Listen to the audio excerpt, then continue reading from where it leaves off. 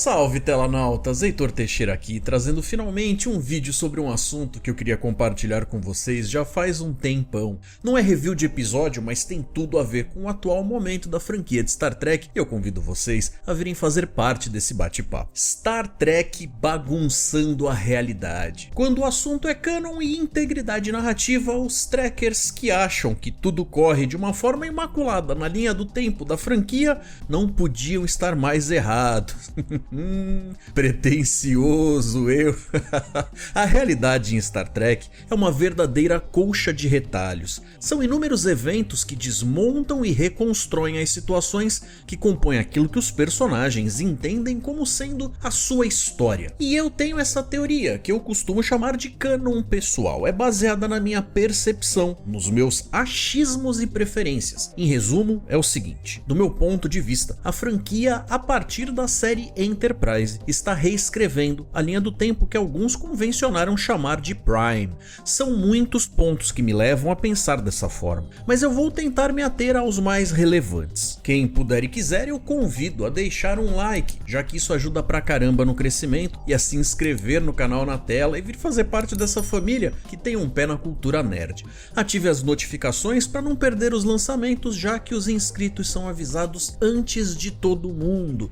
Lembrando que tem spoilers da franquia toda nesse vídeo. Se você não está em dia, talvez tenha uma ou outra surpresa estragada, siga por sua conta e risco. Ponto 1. Se considerarmos The Animated Series como canon, e eu sei que essa é por si só uma discussão à parte, mas na série de documentários do The History Channel, The Center Seat, eles dão bons argumentos do porquê deveríamos sim considerar TAS como parte oficial da narrativa. Afinal, várias influências relevantes para histórias que vieram depois saíram dali. Então, novamente, se considerarmos TAS, veremos que algumas das façanhas citadas lá não combinam com o que é dito em Enterprise, como por exemplo o fato da Bonaventure 10281NCC ter sido a primeira nave a ter um motor de warp instalado, no episódio The Time Trap, sendo que ainda tem uma versão anterior da Bonaventure, a C121, que aparece na sala de aula da Keiko O'Brien e está presente na primeira edição de Star Trek Chronology de 1993, quebrando a barreira de dobra. Pode não ser canon, mas mostra para onde o time de produção estava apontando antes de qualquer correção de curso por parte dos executivos e resto da equipe criativa acabar acontecendo. Ponto 2. Se você reparar no mural comemorativo da Enterprise reformada do primeiro filme,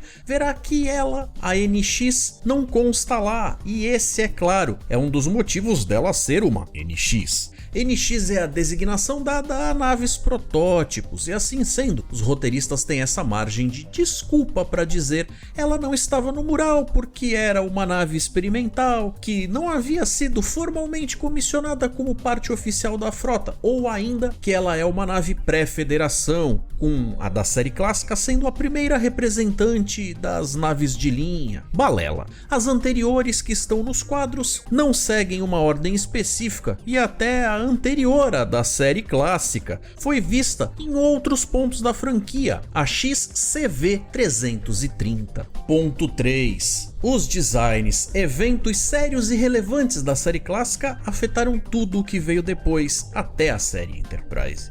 Quando nós vimos a ponte da Enterprise clássica na nova geração em Relics, era a ponte correta, sem reimaginar nada. Quando voltamos no tempo em Deep Space Nine para o episódio dos Pingos, Trial and Tribulations, a estação cassete estava toda lá. A Enterprise se parecia com a Enterprise e os uniformes estavam de acordo e tal. Em Voyager, quando a Janeway revive eventos do passado envolvendo o Capitão Sulu em flashback, no comando da Excelsior, mesma coisa, ou seja, tudo dentro do pacotão da alegria. Ao aceitar que a timeline está sendo reescrita, fica mais fácil aceitar o novo design da Enterprise do Pike quando ela aparece em Discovery. E mais uma vez, quando Picard olha para cima e é ela que está lá no holograma, ao invés da versão do Matt Jefferies, porque sim, Picard também está em uma linha alternativa. Ponto 4. Aí temos o filme Primeiro Contato, onde os Borgs decidem voltar no tempo e sabotar a evolução da frota e da Federação de Planetas Unidos, dando um golpe no evento mais importante do seu membro fundador, a Terra. O plano é voltar no tempo e assimilar a população do planeta antes que o Quadrante Alpha houvesse desenvolvido defesas suficientes para rechaçar a tentativa de invasão e a destruição do Cubo Borg em Wolf 359 no século 24. É razoável acreditar que as coisas pudessem ter ocorrido de forma bem diferente caso os visitantes do futuro não tivessem interferido. Veja, uma vez que eles atravessam o vórtex temporal Borg, a sua simples presença cria uma espécie de efeito dominó espiral, já que para manter a coerência de causa e efeito, a nova realidade tem que criar um evento cíclico e remissivo autocontido, que chuta o teorema de Hawking, que postula que curvas tipo tempo fechadas sejam impossíveis, gerando um paradoxo bootstrap, já que nesse filme a tripulação da Enterprise do século 24 encontra com o lendário Zefram Cochrane, ninguém menos que o inventor do primeiro motor de dobra humano, alguém que os livros de história retratavam como um grande homem, um verdadeiro visionário, mas que no fim das contas não passava de um bêbado, arrogante e ganancioso, que estava fazendo aquilo porque queria ganhar dinheiro, ficar rico e parar de ter uma vida medíocre. E a pergunta que eu deixo nesse momento é: teria o tal Zefram Cochrane conseguido de fato realizar o primeiro experimento com o voo da Fênix em velocidade warp, em tempo hábil para chamar a atenção e ser notado pela nave Vulcana naquele 5 de abril de 2063, criando assim condições para que ocorresse o primeiro contato, se não tivesse recebido a tal ajuda?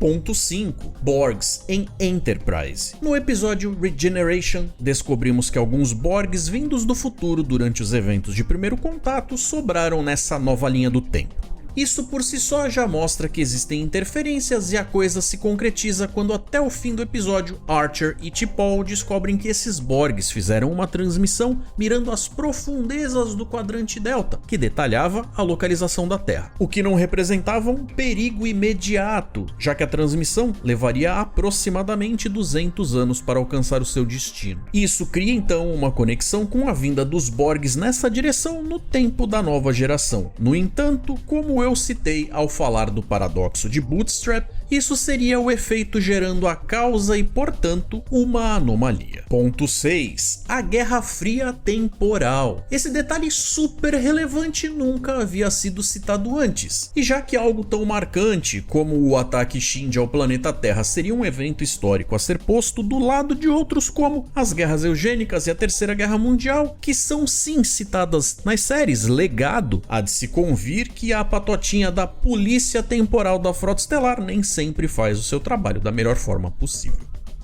Outro detalhe, a Guerra Fria temporal passa a ser citada em Discovery, ou seja, a linha do tempo está sendo reescrita. Ponto 7. O universo espelho. Esse é um assunto delicado, já que aparentemente os eventos de cada universo acontecem de forma isolada, o que em uma análise um pouco mais profunda vai mostrar não ser o caso. Acompanhe. O universo espelho tem uma característica muito específica que pode conter uma pista importante que pode ser agregada a essa teoria. Veja, lá as coisas não são diferentes simplesmente por causa de algum evento que aconteceu diferente e colocou a história da humanidade em um caminho paralelo.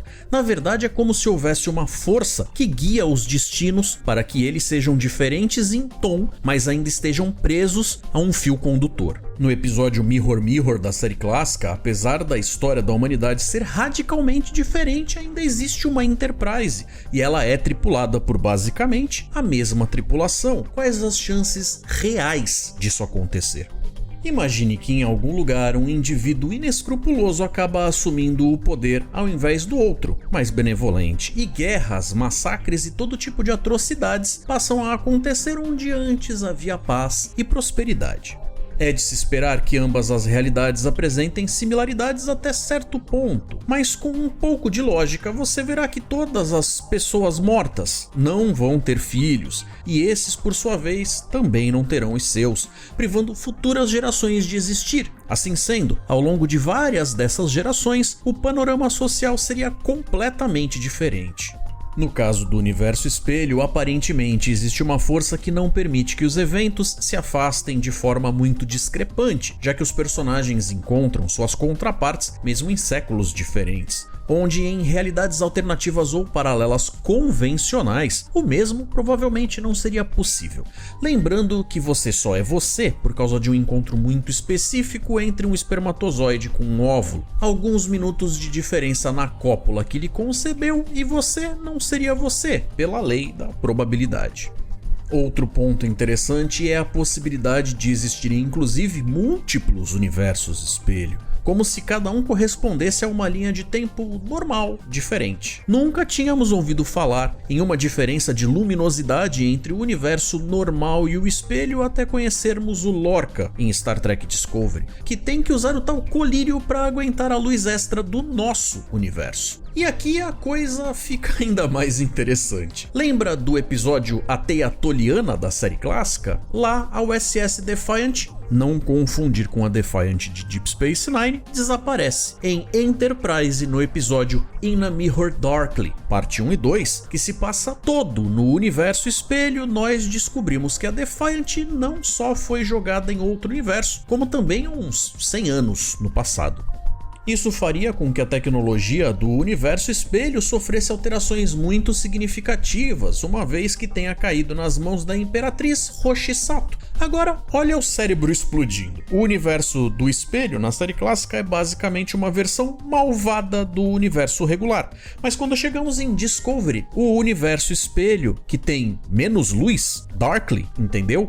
Encontramos um lugar bem diferente, onde os nativos dessa realidade tiveram acesso à tecnologia de uma nave super avançada do ponto de vista deles, o que acaba resultando naquela nave palácio da Imperatriz Felipa Georgiou. Só que, se a teoria estiver correta, e na minha cabeça está, a Roshi nem deveria ter tido a oportunidade de virar Imperatriz no século 22, porque a NX-01 não foi a primeira nave a cumprir aquele papel. Ou seja, a linha do tempo está sendo reescrita. Ponto 8. Tudo a partir de Discovery parece muito mais tecnológico e os cenários são diferentes. Você pode dizer simplesmente: esse é o século 21 aqui na realidade de quem assiste a série, e os produtores têm melhores recursos para criar cenários. Ou você pode seguir pelo caminho divertido e justificar a mudança, assim como a série Enterprise conseguiu explicar porque os Klingons a partir do The Motion Picture são diferentes dos da série clássica. Ponto 9. O Anjo Vermelho.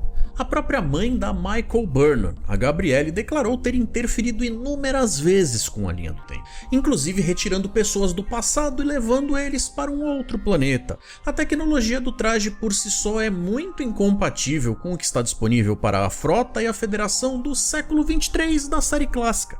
A Voyager não teria chegado em casa muito mais cedo se tivesse acesso aos diagramas dessa pesquisa? E não. Dizer que a Discovery foi destruída e proibir que qualquer um a mencionasse novamente, incluindo o Spock, não resolveria isso. Ponto 10. O agente da seção 31 comenta que muitos dos avanços tecnológicos são frutos de interferência de viagem no tempo, além do fato da seção 31 em Discovery não ser nem de longe tão secreta quanto era em Deep Space Nine, mas que voltou a ser citada em Enterprise, uma série prequel, mas que foi produzida depois. Nós sabemos que existe um multiverso em Star Trek. Lembra do episódio Parallels da nova geração? Isso já estava claro lá. E mais recentemente, o genial cientista Tarka, que está aparecendo em Discovery, quarta temporada, citou que o seu objetivo é abrir uma porta para uma realidade alternativa. Inclusive, é assim que pensa também Doug Drexler, que é um cara muito acessível, responsável por muito do que a gente vê na franquia, tendo trabalhado em sets e designs, onde em resposta a uma pergunta minha no Facebook, chegou a dizer que pensa no mundo de Star Trek como algo parecido com o multiverso da Marvel.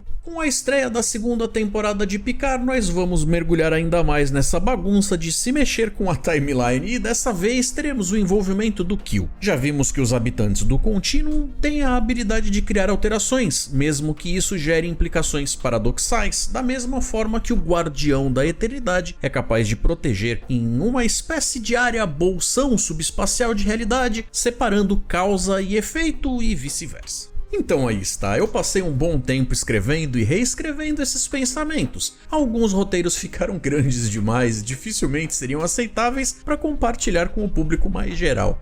E apesar desse assunto precisar de fato explorar muitos pontos bastante densos, eu tentei enxugar ao máximo cada coisa presente aqui para transmitir a ideia sem transformar isso aqui em uma tese de doutorado. Lembrando que tudo não passa de um exercício mental que talvez só faça sentido na minha cabeça, mas ao menos fazer o vídeo foi divertido. Espero que tenham gostado. Fiquem aí então com 2 sugestões de conteúdo aqui do canal na sua tela. Um forte abraço, galera, e até mais.